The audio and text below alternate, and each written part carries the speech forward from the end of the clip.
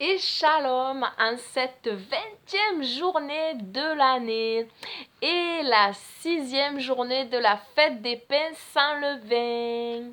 Je vais vous faire la lecture dans Matthieu chapitre 13, versets 24 à 46. Yeshua parlait souvent du royaume des cieux en paraboles et il les expliquait à ceux qui le lui demandaient.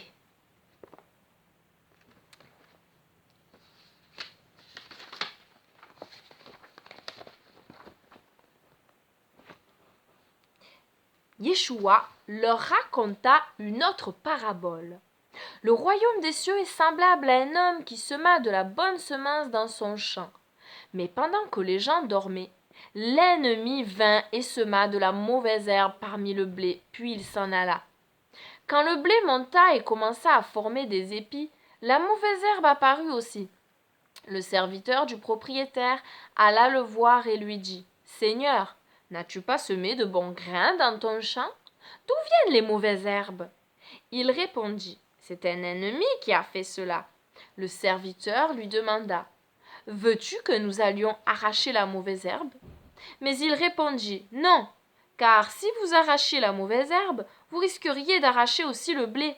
Laissez-les pousser ensemble jusqu'à la moisson, et au moment de moissonner, je demanderai au moissonneur d'enlever d'abord les mauvaises herbes, de les lier en bottes afin qu'elles soient brûlées, mais pour le blé, je leur demanderai de le rentrer dans ma grange. » Yeshua leur raconta une autre parabole. Le royaume des cieux est semblable à une graine de moutarde qu'un homme prend et sème dans son champ.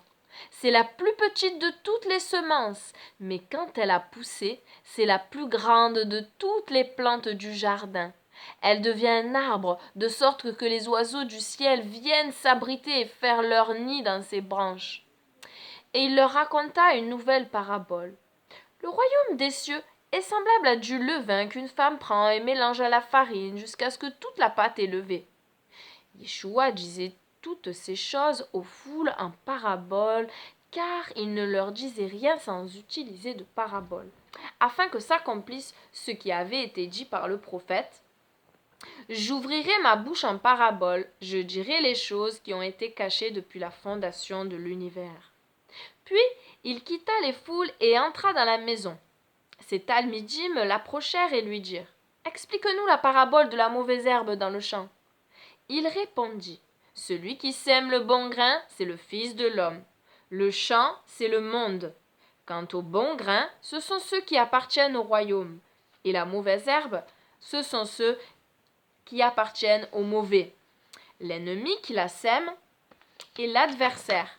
La moisson, c'est la fin de cet âge, et les moissonneurs, ce sont les anges.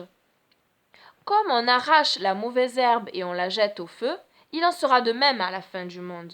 Le Fils de l'homme enverra ses anges qui arracheront de son royaume tout ce qui a été la cause du péché et tous ceux qui se sont détournés de la Torah. Et ils les jetteront dans le feu ardent de la fournaise, où les gens pleureront et grinceront des dents. Puis les justes brilleront comme le soleil dans le royaume de leur Père. Que celui qui a des oreilles pour entendre, entende. Le royaume des cieux est semblable à un trésor caché dans un champ. Un homme le trouve, le cache de nouveau, puis étant rempli de joie, il va vendre tout ce qu'il possède et achète ce champ. Le royaume des cieux est encore semblable à un marchand qui cherche de belles perles. Quand il en a trouvé une de grande valeur, il s'en va et vend tout ce qu'il possède, puis il achète la perle.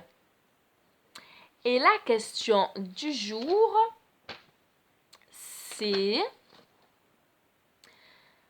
ai-je parfois, il y en a plusieurs, ai-je parfois l'impression que Yeshua parle d'une manière incompréhensible?